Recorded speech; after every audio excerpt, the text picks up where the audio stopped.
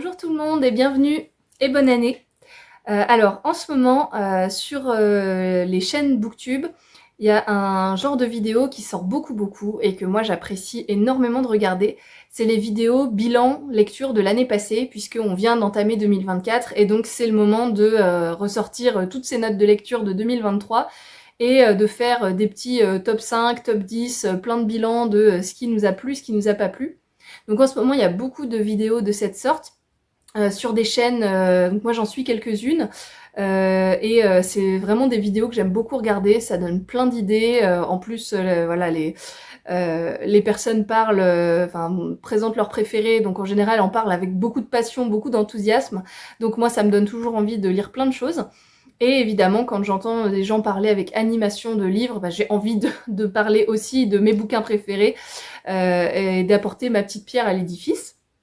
Donc c'est ce qu'on va faire aujourd'hui. Et je vais donc aussi faire un petit bilan lecture de 2023. Je vais pas présenter ça sous forme de top 5 ou top 10 en classant les livres dans l'ordre de préférence parce que je trouve ça un petit peu compliqué déjà. Il y a certains livres que j'ai vraiment adorés et j'aurais du mal à les mettre l'un devant l'autre et à trouver des raisons valables pourquoi celui-ci est un tout petit peu meilleur que celui-là. Donc je vais juste présenter une liste de mes lectures préférées de 2023 sans ordre. On va le faire de façon un peu, voilà, comme ça à la bonne franquette, juste histoire de vous parler de très chouettes titres et vous donner envie, j'espère, de les découvrir. Il y en a certains que j'aurai avec moi et d'autres que je n'ai pas, donc quand je les aurai pas sous la main, je vous mettrai une image voilà, quelque part par là pour que vous puissiez voir la couverture. Et on va commencer tout de suite. Alors il y a certains livres que je vais présenter mais assez brièvement parce que j'en ai déjà parlé soit dans la vidéo du mois des autrices en mars, soit dans celle du Cold Winter Challenge de l'année passée, puisque ça se déroulait sur 3 mois, novembre, décembre, janvier. Et donc il y a certains livres que j'avais lus en janvier et que j'avais intégrés dans cette vidéo du Cold Winter Challenge. Donc comme j'avais pas mal papoté de ces bouquins, je vais essayer de faire court. Et de manière générale, je vais essayer de faire court pour pas que la vidéo dure 3 plombes. Alors, on va les prendre, je vais les prendre dans l'ordre où ils sont sur la pile. Donc comme je vous disais, c'est pas dans l'ordre de préférence parce que tous ceux que je vous présente là, je les ai vraiment adorés. Le premier, c'était celui-ci, Lumiko, donc que j'avais présenté dans une précédente vidéo, qui n'est plus disponible dans ce format poche, malheureusement, mais qui est disponible encore en grand format. Donc il est toujours trouvable, il est toujours commandable, et vraiment je vous invite à le découvrir. C'est une sorte de thriller avec des petits éléments fantastiques, magiques, étranges. Ça se passe dans une société littéraire. Donc déjà le décor de base, moi, me plaisait beaucoup. Et on suit une jeune professeure de finnois qui écrit des petites nouvelles à ses heures perdues, qui n'a pas spécialement envie de devenir écrivaine, mais qui quand même a un goût pour la littérature, elle écrit régulièrement des textes, et elle va se voir proposer une place, donc la dernière place restante, dans une société littéraire très célèbre de sa ville, qui a été créée par le top du top des autrices jeunesse de Finlande, qui est une véritable idole dans son pays, qui s'appelle Laura Lumiko. Donc elle va considérer ça comme un incroyable honneur, même si elle ne comprend pas a priori pourquoi on lui propose à elle, qui n'est personne, enfin qui est une petite prof, voilà, lambda, sans histoire. Et lors de la cérémonie d'intronisation, où elle va officiellement prendre sa place de membre dans cette société, il y a tout le gratin, tout le beau monde est là pour la féliciter, donc elle se retrouve voilà, au milieu de tout un tas d'écrivains et d'écrivaines très célèbres qui a priori vivent dans un autre monde qu'elle. Et elle va bientôt devenir l'une des leurs. Sauf que lors de la cérémonie d'intronisation, Laura Lumiko disparaît mystérieusement. Et donc notre héroïne devient une membre de la société littéraire sans mentor et va petit à petit découvrir les règles qui régissent cette mystérieuse société. Et on peut dire que en termes de règles un peu étranges, biscornues, bizarres, elle va être servie. Il y a tout un tas de mystères qui entourent les membres de cette société, leur histoire, la façon dont ce groupe s'est formé, dont il fonctionne. Il y a une espèce de jeu un peu bizarre qui se perpétue entre les membres. qui est un peu, voilà, qui a des côtés un peu glauques et en même temps un peu fascinants. Je vous en dis pas plus, mais Lumiko, très très bon thriller étrange. Ensuite, j'en avais aussi parlé, je ne peux pas ne pas le mettre dans le top de mes préférés 2023 parce que c'était une lecture absolument folle. J'ai adoré Tist de Louvan. Oui, c'est ça, Louvan. J'ai toujours peur de prononcer mal son nom. Excusez-moi si c'est le cas. Ça, c'est un titre de fantasy slash merveilleux slash autre chose, SF, je sais pas. C'est du très très grand roman d'imaginaire. C'est d'une très grande originalité, c'est mystérieux, vous n'allez pas... Ça rentre dans les catégories de livres que j'aime bien, je crois que je l'avais déjà expliqué dans la précédente vidéo où j'en parlais. Ça fait partie de ces livres où l'auteur, l'autrice ne nous prend pas par la main pour nous expliquer par A plus B tous les détails de l'intrigue au cas où on aurait raté un détail. Et nous, voilà, ces livres où, vous savez, on nous donne la béquée pour être bien sûr qu'on a bien tout compris. Et résultat, il y a pas vraiment de travail de l'imagination puisque tout nous est pré-mâché. Dans ce livre-là, c'est vraiment tout le contraire. Et notre cerveau carbure à 200 à l'heure parce qu'il y a beaucoup d'espace pour notre imagination, pour notre interprétation. Ça, c'est un truc que j'adore. C'est une édition illustrée en plus, donc à l'intérieur, je vous avais déjà montré la dernière fois, mais vous avez des illustrations comme ça. Et pour la faire en très résumé, on va suivre une héroïne qui ignore ses origines puisqu'elle a été adoptée, elle a été trouvée sur le rivage d'un pays dont on ne sait pas grand-chose. Et voilà, elle ne connaît pas ses parents ni son histoire et elle a une capacité à voyager entre les strates du monde. Donc le monde est composé de plusieurs strates. Il y a le monde matériel que vous et moi connaissons. Et puis, il y en a quelques autres qui ont toutes leurs particularités et qui communiquent évidemment les unes avec les autres. Donc, quand un événement arrive dans une strate, ça se répercute d'une façon ou d'une autre dans toutes les autres strates. Et notre héroïne va voyager de l'une à l'autre et va se retrouver confrontée à tout un tas d'événements et essayer de les résoudre et d'en apprendre un peu plus sur son véritable rôle, sur ses origines, sur qui elle est. C'est absolument fascinant, j'ai adoré, je vous conseille vraiment de le découvrir si vous avez envie de sortir de votre zone de confort, si vous avez envie de découvrir un style, une écriture très étonnante, et si vous aimez aussi vous faire votre propre interprétation des choses. Voilà, ça, moi j'ai adoré, absolument adoré. Bon. Ensuite, hop, j'ai tellement adoré que je suis en train de dégommer toute mon installation. Mais tout va bien. Ensuite, un autre livre dont j'avais déjà parlé, donc pareil, on va essayer de faire un peu court, mais vraiment super lecture, c'est La Cité diaphane aux éditions Argile par Anouk Faure, qui est non seulement autrice, mais aussi illustratrice de son propre livre. Et on va regarder si on peut trouver là rapidement une petite illustration comme exemple. Voilà, donc elle fait les illustrations, il y en a quelques-unes, 6-7, très belles, comme ceci. Et là, on est dans une histoire, donc on est aussi dans la littérature de l'imaginaire, dans une histoire de fantaisie sombre, on va dire, pleine de grands sentiments, de grandes trahisons, de grands mystères, de grands secrets. On commence avec un personnage qui est, alors si je me souviens bien, une sorte d'archiviste, oui c'est ça, il doit être archiviste, et il se rend dans une cité qui autrefois était resplendissante, qui était vraiment un haut lieu, un lieu incontournable, et qui est tombé complètement en décrépitude, dans l'oubli. Il y a plus d'habitants, enfin, il pense qu'il y a plus d'habitants, en réalité il en reste encore quelques-uns. Je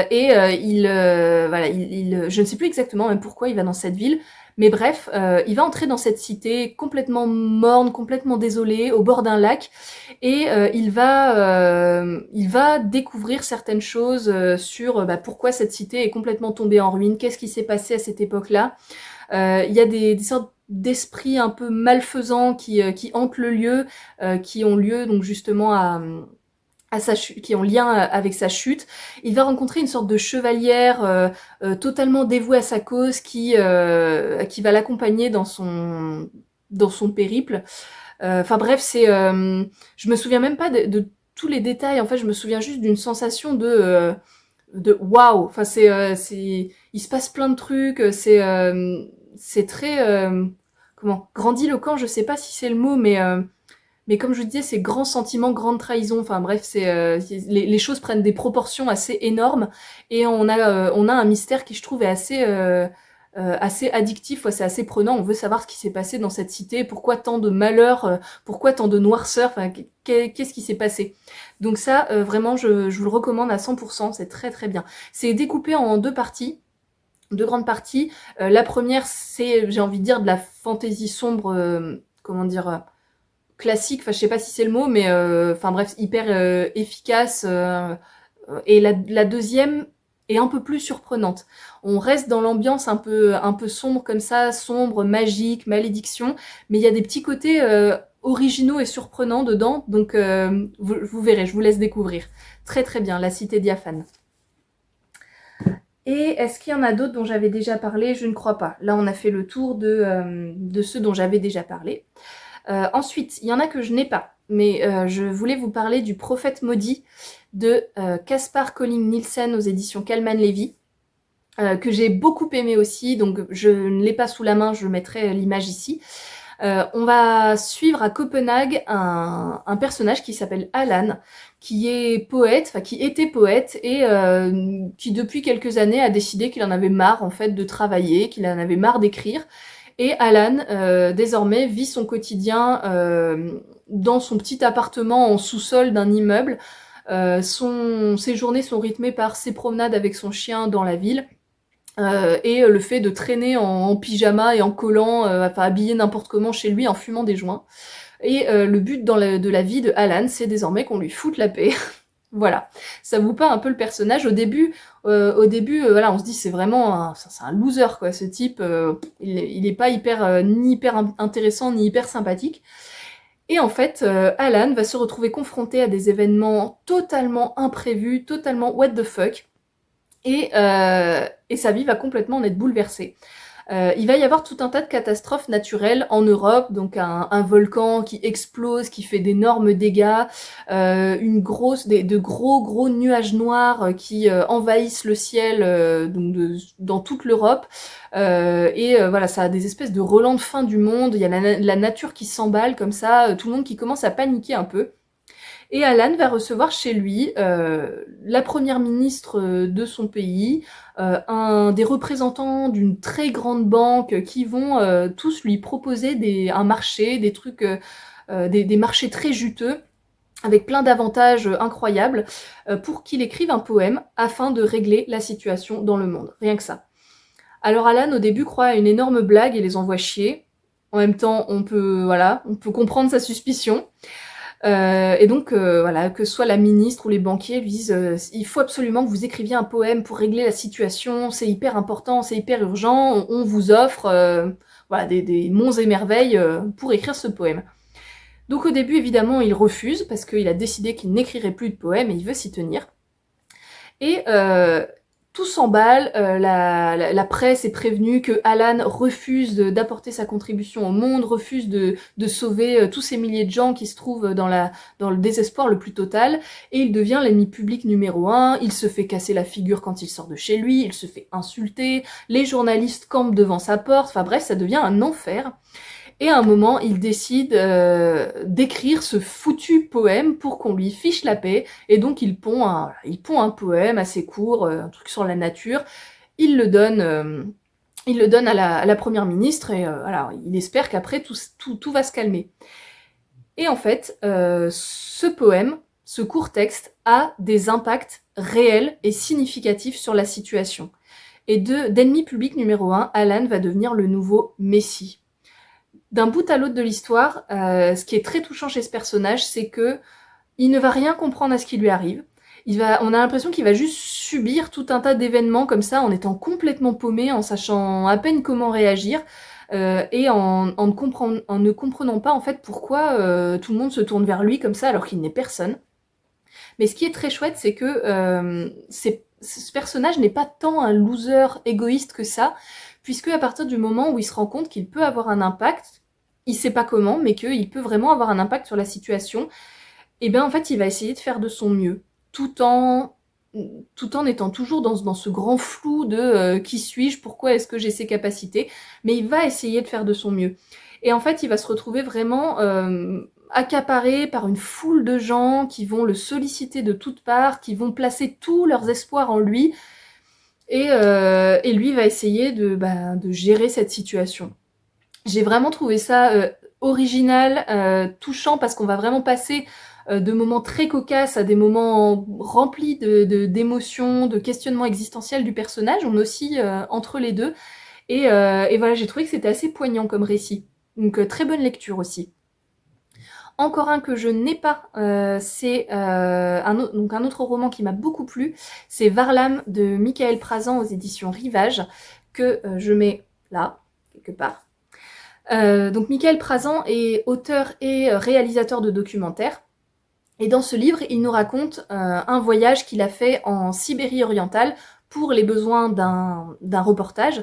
Donc il allait avec toute son équipe de tournage visiter d'anciens camps de travail, d'anciens goulags, dont certains étaient il y avait encore des bâtiments qui subsistaient.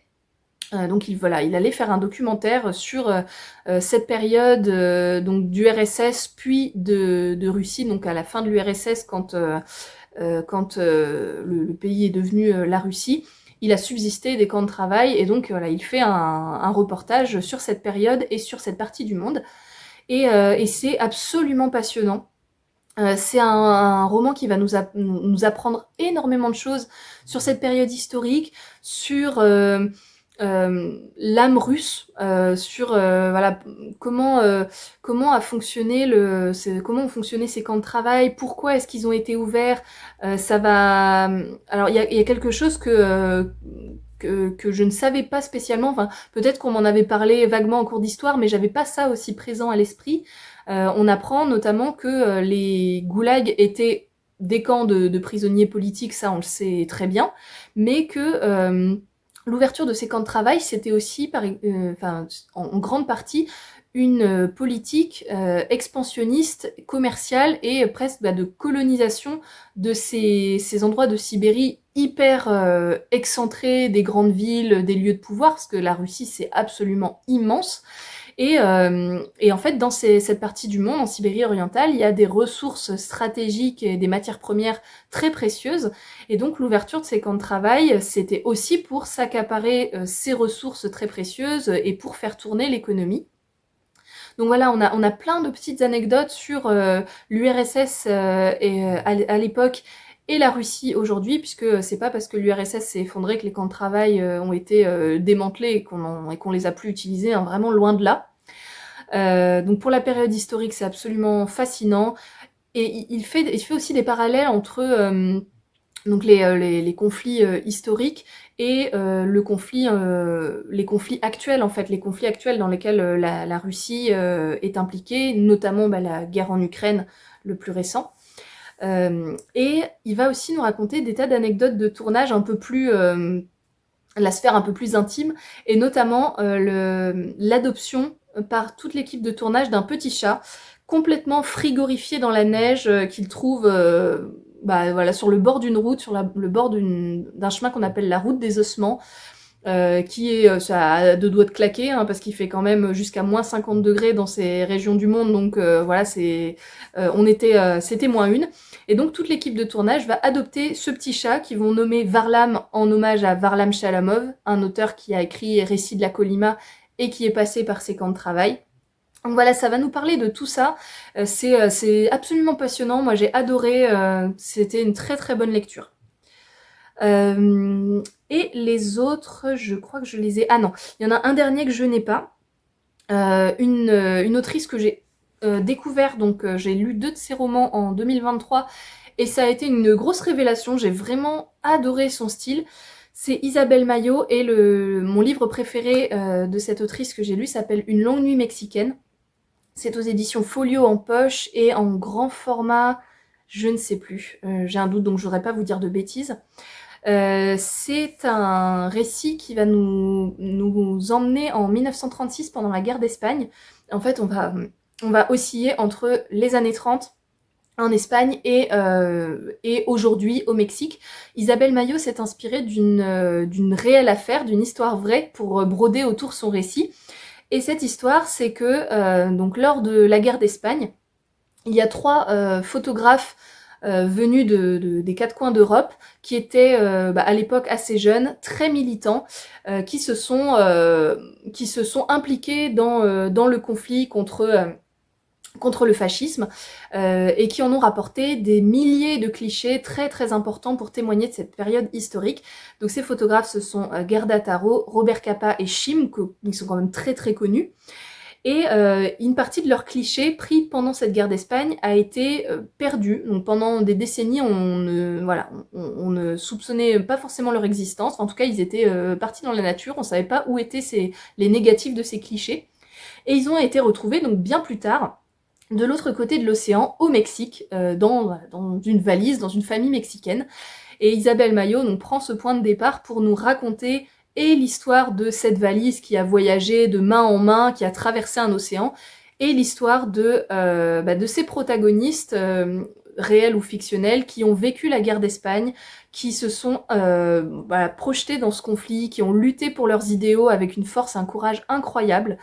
C'est un récit donc qui va mêler la petite histoire et la grande. On va aussi beaucoup voyager, et moi ce qui m'a beaucoup touchée dans la plume d'Isabelle Maillot, c'est vraiment des passages où elle parle du voyage avec je sais pas, je trouve une poésie, une sensibilité qui moi m'a vraiment parlé. Déjà, je suis très très sensible dans les romans ou les témoignages au thème du voyage, de l'exil, de l'isolement, de partir très très loin de chez soi, et en même temps d'avoir l'impression d'être à l'endroit où il faut être, à l'endroit où on se sent complet, entier, en harmonie. Enfin, bref, il y a vraiment des pages sublimes sur le voyage.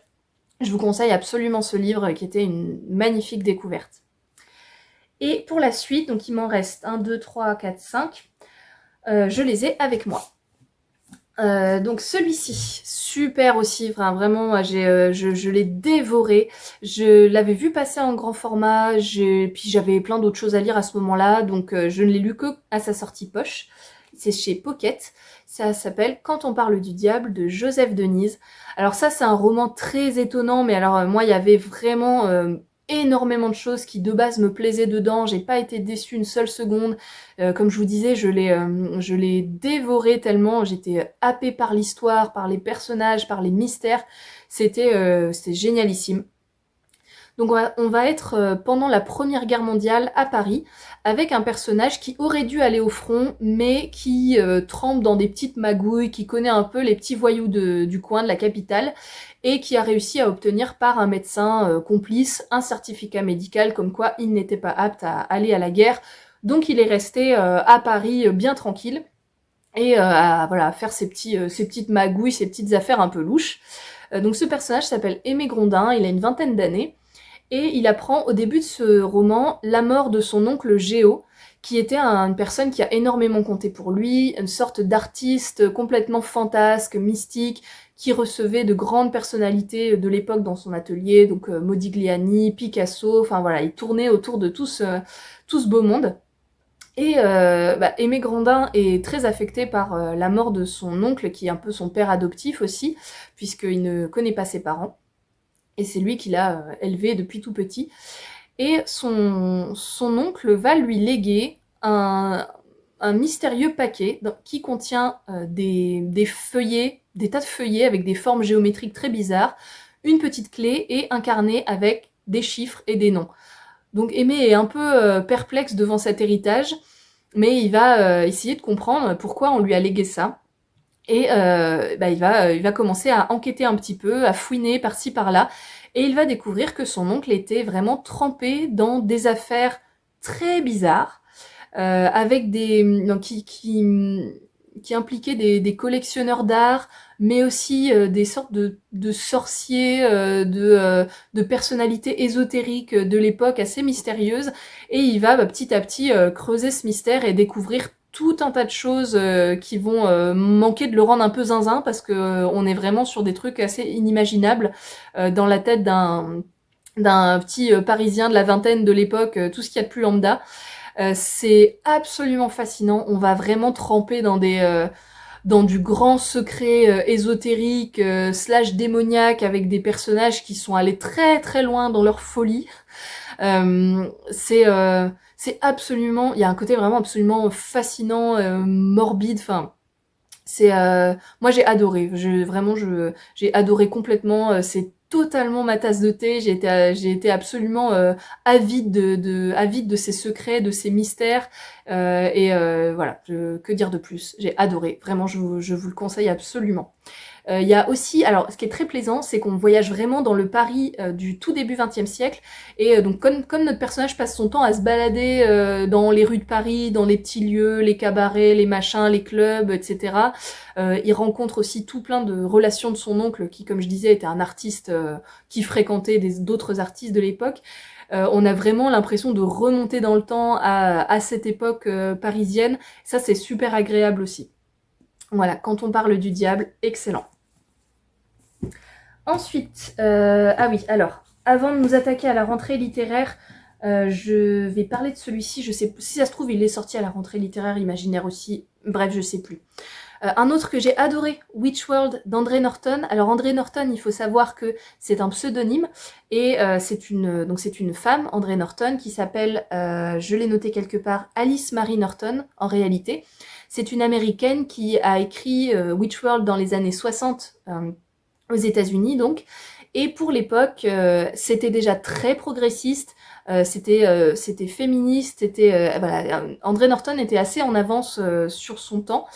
Les éditions Mnemos ont rejaquetté ces livres parce que honnêtement la couverture des années 60 était affreuse, c'était dégueulasse et donc ça fait du bien un petit rejaquettage là pour lui redonner ses lettres de noblesse, la faire redécouvrir parce que honnêtement si on avait gardé les anciennes couvertures, je suis pas sûre que j'y serais allée. C'était trop de fluo, trop de kitsch, trop de tout.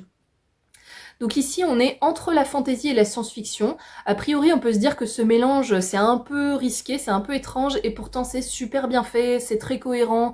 Il n'y a pas de... Enfin voilà, c'est fluide, ça coule tout seul, on comprend tout. Et on va suivre donc un personnage qui s'appelle Simon Treggart, qui est un militaire. Et au moment où s'ouvre ce récit, donc on est dans le futur, dans une société, donc pour le coup c'est la partie un peu SF, et Simon Treggart se fait pourchasser par des sortes de tueurs à gages, et donc il sait que c'est sa dernière nuit en vie, il va bientôt se faire dégommer, c'est sûr, ce n'est qu'une question d'heures.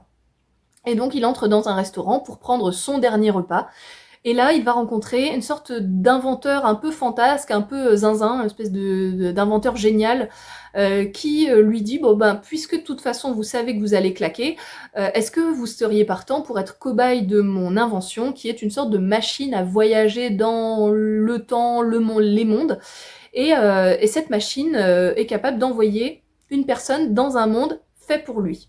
Alors, notre personnage ne sait pas ce que ça veut dire, un monde fait pour lui, mais de toute façon, bah, comme je vous le disais, comme il sait qu'il n'a pas très longtemps à vivre, il se dit pourquoi pas, je n'ai rien à perdre après tout, et il accepte d'essayer la machine de cet inventeur. Il va donc être projeté dans un autre monde, et là, on passe dans la partie plutôt fantasy, donc c'est un monde aux allures un peu moyenâgeuses, on ne sait pas exactement où on se trouve, et il va découvrir que... donc à proximité de là où il a atterri, vivent un petit clan de femmes qui sont des sorcières, qui ont des pouvoirs et qui malheureusement sont en petit nombre et sont en conflit avec une autre puissance plus nombreuse, mieux armée, qui menace donc de les anéantir.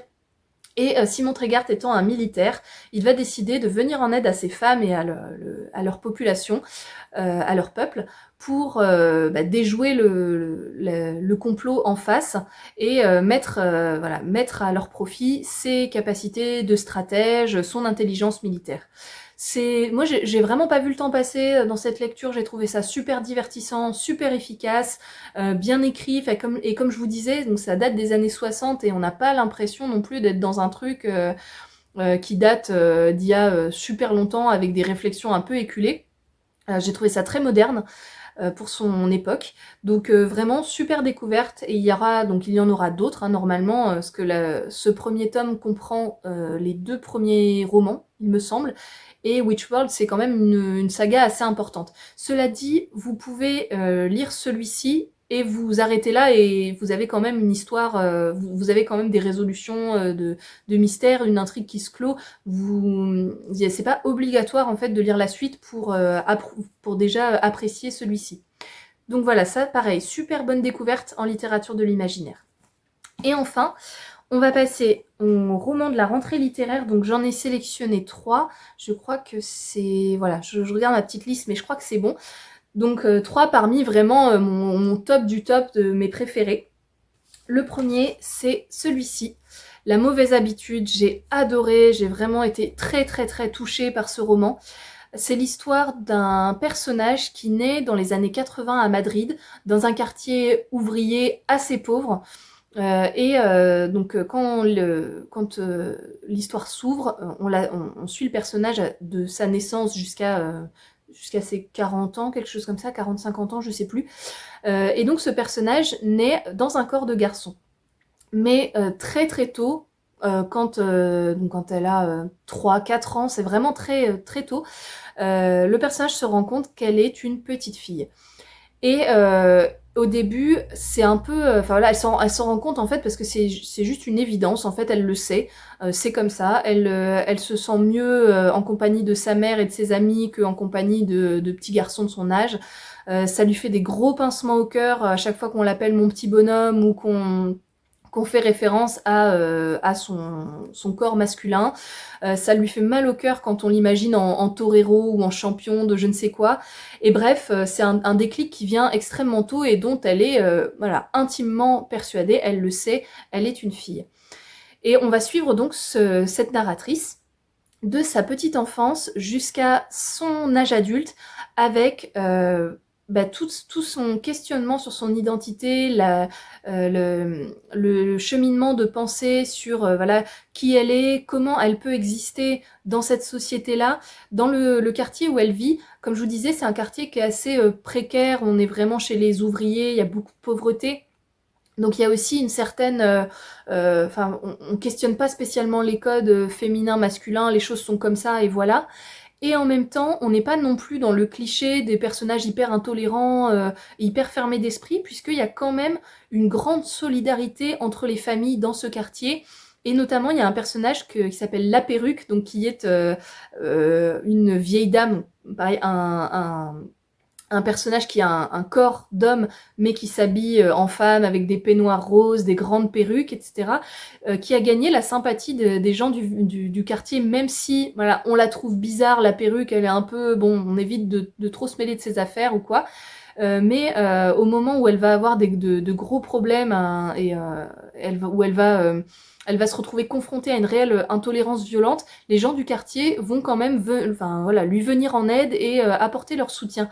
Donc on n'est pas dans un endroit où tout n'est qu'intolérance et violence. Cependant, dans ce récit, le personnage, traversant les années, va quand même être confronté à beaucoup, beaucoup de préjugés, de paroles blessantes, même de violences physiques à cause de ce qu'elle est, que les gens ne comprennent pas ou n'acceptent pas.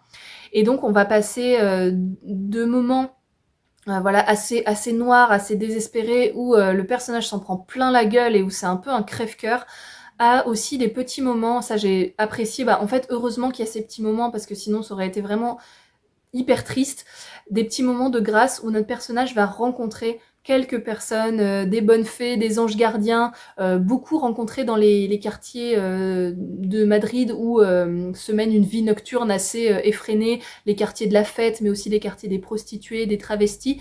Et notre personnage va aussi rencontrer des personnes qui vont la prendre sous son aile et lui dire tu as le droit d'exister, tu as le droit d'être aimé, tu es des nôtres, et voilà, personne n'a le droit d'ignorer ton existence et de la renier.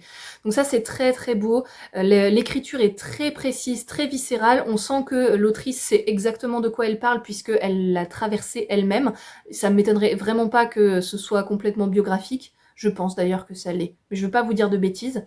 Enfin voilà, ça vraiment, c'est magnifique. On ne peut pas ne pas être en empathie avec ce personnage. Vu la façon dont c'est écrit, vu la profondeur de ses réflexions, elle nous ouvre vraiment la porte de son intimité, de ses pensées les plus profondes. Et voilà, c'est magnifique. Un très beau roman sur la transidentité pour la comprendre et pour... en fait, c'est un roman, je trouve, important pour ouvrir les yeux sur ces choses-là. Et puis, voilà, c'est un roman qui affirme on a le droit d'exister, qui qu'on soit. En fait, de toute façon, notre personnage sait qui elle est, sait très bien qui elle est, on peut lui dire tout ce qu'on veut. Voilà, ça ne change rien. Donc ces personnes existent, qu'on soit d'accord ou pas, ça ne change rien. Donc autant être d'accord et leur ouvrir les bras parce que, voilà, sinon, ça peut être extrêmement violent, extrêmement compliqué. La mauvaise habitude, donc, c'est le premier roman que j'ai lu de la rentrée littéraire et ça a été une très très belle découverte. Ensuite, deux de mes immenses chouchous dont j'ai parlé à absolument tout le monde à la librairie. Les voleurs d'innocence, ça, quelle merveille, c'est absolument fabuleux. Je l'ai lu dans un voyage en train, j'avais 8 heures de train je crois, et je l'ai dégommé, littéralement. J'ai pas levé la tête du moment où je l'ai commencé. C'est un roman qui nous parle d'une malédiction familiale. On est dans les années 50 ou 60, je sais plus, aux États-Unis, avec une famille qui en apparence a un peu tout pour elle. Une très grande maison, très belle maison, d'ailleurs c'est plutôt un manoir vu la taille de la baraque. Le père est un magnat des armes qui s'est fait un beurre pas possible sur la guerre en vendant des armes à feu. Sa femme est une sorte de mystique un peu qu'une bonne partie de la famille considère comme dérangée. Elle entendrait des voix, elle serait hantée par les victimes des armes à feu de son mari, mais il n'y a pas grand monde qui la prend très au sérieux. Et donc ce couple a 6 filles à qui ils ont toutes donné des noms de fleurs. Et quand s'ouvre ce récit, l'aînée a, je crois, 20 ans, quelque chose comme ça. Et donc la famille est en vacances à la plage, tout se passe bien. Et l'aînée des sœurs rencontre donc sur la plage un très beau jeune homme dont elle va s'éprendre. Les deux jeunes gens vont tout de suite tomber amoureux. Et donc comme on est dans les années 50, il n'y a pas trop à tergiverser, on tombe amoureux, qu'est-ce qu'on fait derrière? On se marie, hein, on n'a pas de temps à perdre, c'est dans l'ordre des choses. Donc le mariage se prépare, est annoncé. Et au moment donc où les fiançailles sont annoncées, la mère de famille va complètement paniquer et va essayer de prévenir sa famille de ne surtout pas célébrer ce mariage parce que ça va être une catastrophe. Elle sent que quelque chose va mal se passer, elle a une intuition vraiment très profonde et elle est complètement en panique. Sauf que personne ne va écouter son avertissement, on va se dire elle est complètement starbée la vieille, voilà, on va pas l'écouter, on va faire la cérémonie et puis voilà, si elle veut pas venir, au pire elle restera dans sa chambre. Donc le mariage est célébré. Le problème, c'est que dès le lendemain, la mariée meurt dans des circonstances atroces, incompréhensibles, et même si la famille fait venir le médecin pour essayer de comprendre, même le médecin ne comprend rien, donc il signe un papier comme quoi elle a été atteinte d'une grippe fulgurante parce qu'il faut bien dire quelque chose, mais en réalité, la famille reste complètement abasourdie, sidérée par ce qui se passe. Et personne n'a de réponse à ce drame. Ce deuil va profondément les marquer. Et à partir de ce moment-là, c'est comme si un espèce de rouleau compresseur du destin allait écraser un à un les membres de cette famille, enfin plutôt une à une, puisque les sœurs vont se retrouver prises dans une espèce de tourbillon infernal et vont se faire écrabouiller les unes après les autres. Donc ce récit va nous parler de voilà, la chute, la déchéance de cette famille et de ces 6 filles, au nom de fleurs qui vont les unes après les autres tomber comme des mouches dans des circonstances incompréhensibles. Cela dit, on sait dès le début, je vous spoil rien, que l'une des sœurs a survécu puisque c'est elle qui nous raconte cette histoire. Et donc voilà, on sait qu'il y en a au moins une qui s'en est sortie et donc qui a essayé tout au long de sa vie de préserver ses sœurs de ce malheur, qui a fait tout ce qu'elle a pu, mais voilà, comme on va le voir, c'était peut-être perdu d'avance. Enfin voilà, c'est complètement addictif, c'est très bien écrit, très très bien écrit. J'ai adoré découvrir La Plume de Sarah Walker que je ne connaissais pas du tout. Je sais qu'elle a fait un autre livre qui est un polar paru chez Série Noire chez Gallimard, que je lirai, je pense, parce que j'ai vraiment été emballée par son style. Et voilà, ça c'est un roman que je n'ai pas lâché du moment où je l'ai commencé, c'est absolument formidable. Je vous invite vraiment à le découvrir, c'est aux éditions Galemaster. Et mon petit dernier, mon gros chouchou, c'est Croix de cendre d'Antoine Sénanque. Alors ça, j'en ai parlé à vraiment tout le monde. Je crois que j'ai bassiné tout le monde avec ce livre. Donc je travaille en librairie si vous ne le saviez pas. Et à chaque fois que quelqu'un entrait dans la librairie et vaguement me demandait un conseil de livre, je me jetais sur celui-là parce que je veux que tout le monde le lise. C'est formidable. Il y a absolument tous les éléments pour me plaire. J'aime beaucoup les ambiances à la Nom de la Rose. Et on est là-dedans. On est dans une sorte de thriller médiéval slash roman mystique, ésotérique, métaphysique, bref, avec un gros suspense. C'est hyper pareil, comme le précédent, je vous disais que c'était très addictif, là c'est pareil, je l'ai commencé et je l'ai vraiment dévoré parce que je voulais savoir, quoi. Je voulais savoir, je voulais aller au bout de cette histoire absolument fascinante et un peu dérangeante aussi. Donc pour vous résumer l'histoire, on est au XIVe siècle, 20 ans après l'apparition de la peste noire en Europe, la peste noire qui a été un traumatisme absolument incroyable pour les Européens de cette époque. On a du mal à s'imaginer, mais il y a quand même, je crois que c'est plus de la moitié de la population européenne qui a été décimée, je sais plus les proportions, mais bref, c'était énorme. Il y a eu énormément de morts, et à cette époque, on se dit, c'est l'apocalypse, quoi, c'est le châtiment divin qui nous tombe dessus, on va tous crever, quoi. Et donc voilà, période très noire, très angoissée. On va osciller entre avant la peste et après la peste. Donc on va osciller entre deux périodes historiques. On suit un vieux prieur qui se sent vieillir, qui va bientôt rejoindre le ciel, et donc avant de mourir, il veut laisser une trace de certains souvenirs importants, il sait des choses en lien avec l'apparition de la peste, et il veut que ce soit consigné quelque part pour ne pas emporter ça au paradis. Donc il va charger de ses moines d'aller faire ses courses, en gros, d'aller chercher du vélin, donc c'est un parchemin très précieux, des plumes, de l'encre, bref, tout pour écrire son livre, écrire un très beau livre. Les deux moines vont se mettre en route, sont donc deux amis assez différents l'un de l'autre. L'un est un peu fin, un peu lettré, l'autre est une sorte de rustre un peu bourru, mais extrêmement pieux.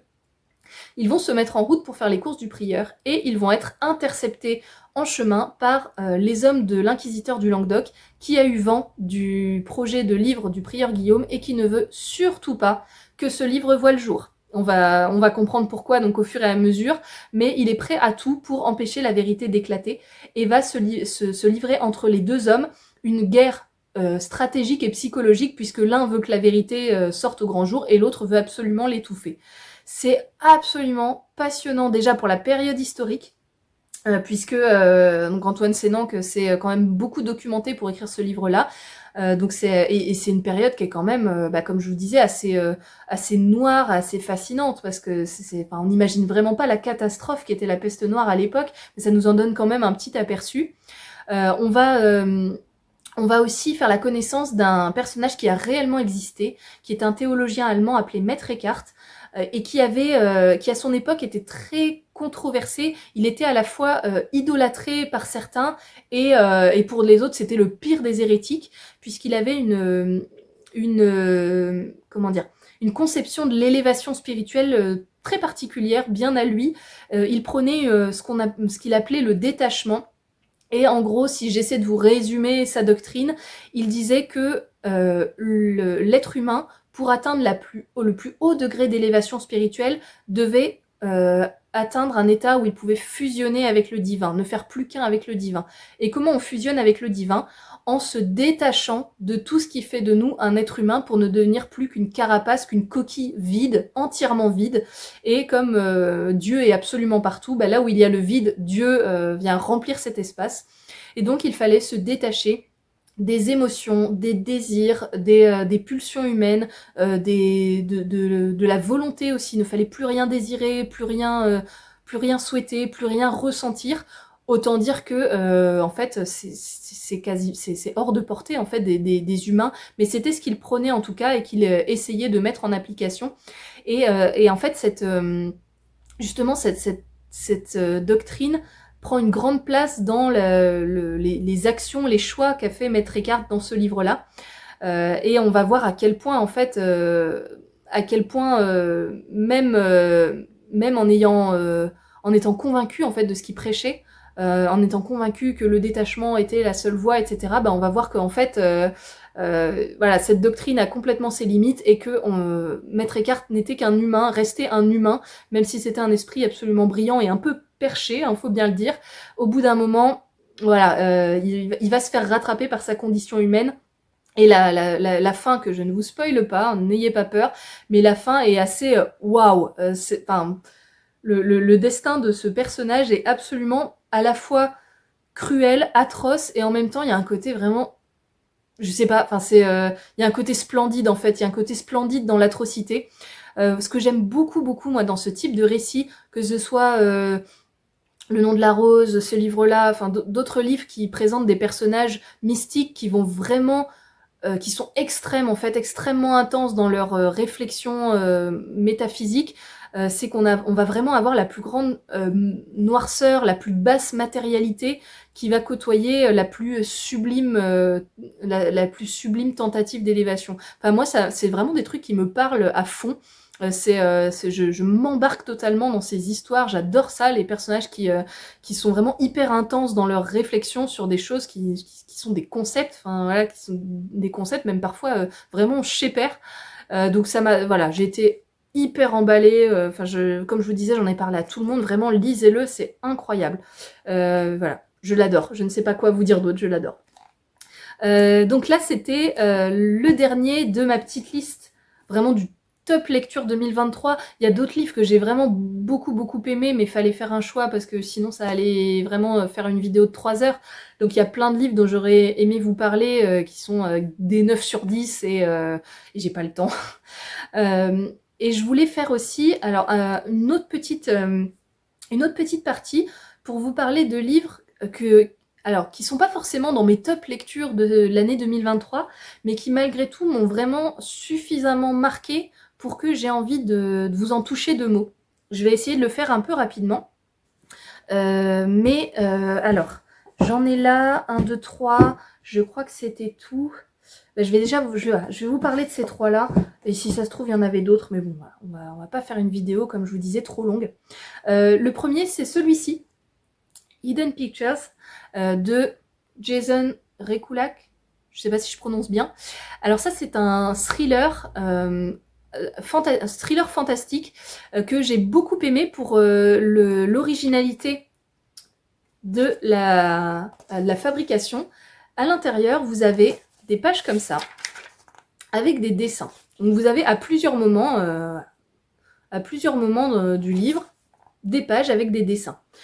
C'est vraiment très réussi, j'ai adoré. Donc c'est l'histoire d'une jeune femme qui a fini sa cure de désintoxication, qui était une grosse toxico à un moment, et qui veut se remettre sur les rails. Son coach va lui trouver un job de nounou auprès d'une nouvelle famille qui s'est installée, nouvelle famille américaine assez aisée. Ils ont un petit garçon de 5 ans, et donc elle va être la nounou de ce petit garçon pendant que les parents sont au travail.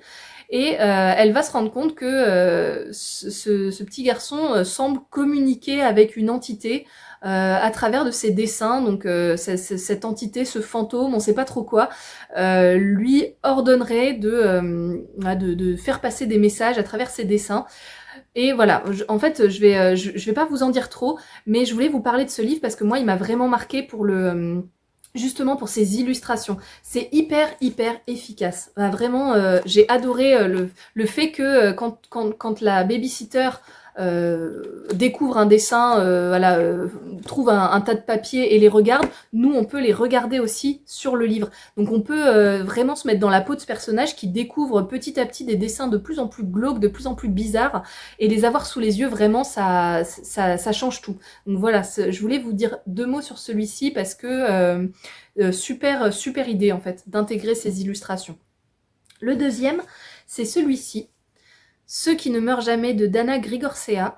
C'est une réécriture du mythe du vampire, du mythe de Dracula, très très original. Je crois que je n'ai jamais lu ce type de réécriture du mythe et vraiment c'est hyper, comment dire, euh, c'est cohérent, c'est pertinent. On est dans un village où autrefois il y avait de la vie, c'était un endroit assez bourgeois où l'héroïne passait sa jeunesse, donc elle a passé une jeunesse un peu dorée dans la maison de sa grand-tante qui avait de l'argent, qui passait son temps à recevoir du monde, c'était toujours la fête chez elle, elle vivait complètement dans l'insouciance, enfin bon, aucun problème en particulier. Sa grand-tante c'était un peu la plus riche du coin et notre héroïne est partie faire ses études en Europe, elle revient à l'âge adulte et elle trouve le village complètement désolé, il y a énormément de pauvreté, la plupart des gens sont partis, les baraques sont abandonnées, enfin bref, c'est glauque à souhait. Et il n'y a que la maison de sa grand-tante qui en fait ne semble pas avoir changé, donc c'est toujours la fête, sa grand-tante n'a pas changé, elle aime toujours recevoir, vivre un peu dans une espèce de décadence hors du temps alors que autour d'elle tout est complètement désolé. Et au début de cette histoire, sa grand-tante et elle vont perdre une amie. Elles vont subir un deuil et donc elles vont devoir enterrer cette amie dans le cimetière communal. Et en réouvrant le caveau familial, elles vont se rendre compte que à l'intérieur il y a un cadavre qui n'a rien à faire là. Et à partir de ce moment-là, tout va partir en cacahuète. Le maire va être le maire qui est un gros opportuniste va se frotter les mains de cette découverte en disant mais c'est super, ça va relancer le tourisme local, on n'a qu'à dire que c'est le cadavre de Dracula, on va ouvrir un parc d'attractions qui s'appelle Dracula Land, enfin bref, lui, il est hyper content de la tournure que prennent les événements. Et en fait, le parallèle entre le vampire et une catégorie de personnages que fait l'autrice, c'est que les vampires, c'est des suceurs de sang. Et elle fait le parallèle avec justement ces gens qui se nourrissent de la peine des autres, du chagrin des autres, de l'argent des autres. Enfin bref, qui sont des parasites suceurs de sang. Et en fait, c'est assez brillant comme façon de faire, c'est très pertinent comme métaphore. Et ce qui m'a vraiment marqué dans ce livre, c'est que c'est une scène en particulier. Je retiens vraiment ce livre pour une scène où, donc, du moment où le caveau familial est ouvert et où ce cadavre est découvert, l'héroïne va sentir des changements à l'intérieur d'elle-même, des changements dans son corps, des changements dans sa psyché, et elle va petit à petit se métamorphoser, mais pas vraiment comprendre tout ce qui lui arrive. Et il y a une scène en particulier où même nous, en fait, en tant que lecteur, lectrice, on va se retrouver à ne pas comprendre non plus, ne plus vraiment comprendre où est-ce qu'on est exactement, de quoi les personnages qui nous entourent sont en train de parler. En fait, on est vraiment dans une espèce d'étrangeté un peu morbide, un peu, super bizarre. C'est un peu angoissant parce que il y a tout un paragraphe où, alors, à moins que ce soit moi qui ai eu un bug de cerveau, mais moi je n'ai rien compris. Et en même temps, j'ai adoré ne rien comprendre. Parce que c'est très immersif pour le coup. L'héroïne vit des changements assez bouleversants. Et nous, en fait, on se retrouve à cette position de waouh, je perds mes repères, là, je ne comprends plus rien. Donc ça, c'était très marquant et j'ai beaucoup aimé découvrir ce livre. Et mon petit dernier, je ne sais plus exactement de quoi ça parle à vrai dire, mais je sais que ça m'a marqué pour son étrangeté et pareil pour son originalité, pour son style, pour sa poésie un peu onirique étrange. C'est La Palourde de Sigolène Vincent chez Le Tripode. Bon, Les Tripodes, de toute façon, c'est une maison d'édition qui, je sais, est assez exigeante dans ses textes, mais aussi prend pas mal de risques, en fait, édite souvent des textes originaux, étonnants, qu'on n'a pas lu 50 000 fois. Et donc, je sais que chez Le Tripode, en général, je vais pas être déçue et je vais vraiment découvrir quelque chose d'étonnant. Donc, de quoi ça parle exactement? J'avoue, je sais plus. C'est une femme qui est en chagrin d'amour et qui va se retrouver dans un petit village sur le littoral. Je sais plus ce qu'elle va faire là-bas. Mais bref, elle a une grosse peine de cœur, donc elle s'éloigne un petit peu de son quotidien, elle se retrouve au bord de la mer comme ça, et elle va faire la connaissance d'un homme euh, à qui je crois elle va très fortement s'attacher, alors que lui ne l'aime pas. Enfin, en fait, ce qui se passe, je sais plus exactement, mais ce livre m'a beaucoup marqué pour cette espèce de flottement. En fait, on a l'impression d'être sans arrêt dans une espèce de flottement euh, poétique, et en même temps, le personnage est un peu... je sais pas si elle est sympathique, antipathique, j'en sais rien, elle est juste paumée, mais assez touchante en fait. Elle a vraiment un gros chagrin d'amour, et elle fait ce qu'elle peut pour s'en sortir, elle fait ce qu'elle peut pour se changer les idées. Elle va tomber amoureuse de quelqu'un qui ne l'aime pas, et en même temps quelqu'un va tomber amoureux d'elle alors qu'elle, ça l'intéresse pas. Enfin voilà, on est dans cette espèce d'histoire où les sentiments sont pas partagés, et où il pourrait se passer des belles choses, mais en même temps, voilà, ça colle pas, ça fonctionne pas. Enfin voilà. C'était moi j'ai vraiment aimé découvrir ce style. Je le relirai, je pense. Enfin, je l'ai acheté en me disant c'était chouette. Enfin, ça m'a vraiment ouais, ça m'a provoqué des belles images, des belles émotions. J'ai pas tout compris non plus, mais j'aimerais bien le relire à un moment, parce que ça se lit un peu comme de la poésie en fait. Voilà, je pense que je le relirai pour le redécouvrir, parce que bah, comme je vous disais, comme c'est très flottant. Une fois que je l'ai fini, il y a plein de choses dont je me rappelais pas exactement. Je me rappelais juste de sensations que j'avais éprouvées et qui étaient bah, très plaisantes à la lecture. Donc voilà, c'était mon petit dernier. Je suis sûre que j'en ai oublié plein, et de toute façon, je referai une autre vidéo prétexte pour en parler si vraiment j'ai oublié des choses dont j'ai très très envie de parler. Je trouverai un prétexte, forcément. Et voilà, et je suis ravie d'avoir réussi à faire ça d'une traite, comme ça j'aurai zéro montage à faire, on va réellement être, comme je disais, à la bonne franquette, avec zéro découpage, zéro montage. Donc merci beaucoup d'être resté avec moi pour découvrir ces livres. Si jamais vous en avez lu certains, ou que vous avez envie d'en découvrir, ben, n'hésitez pas à mettre un petit commentaire, ou aussi à me dire lesquelles étaient vos lectures préférées de 2023, parce que moi je suis vraiment friande de recommandations. Donc si vous avez lu un truc absolument incroyable, allez-y, lâchez-vous, faites-vous plaisir.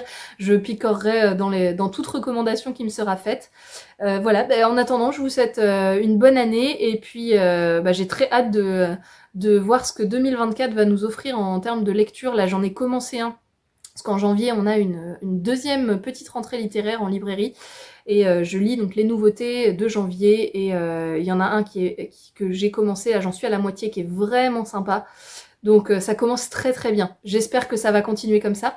Je vous fais des gros bisous, et puis bah, bonne lecture, bonne année. Salut!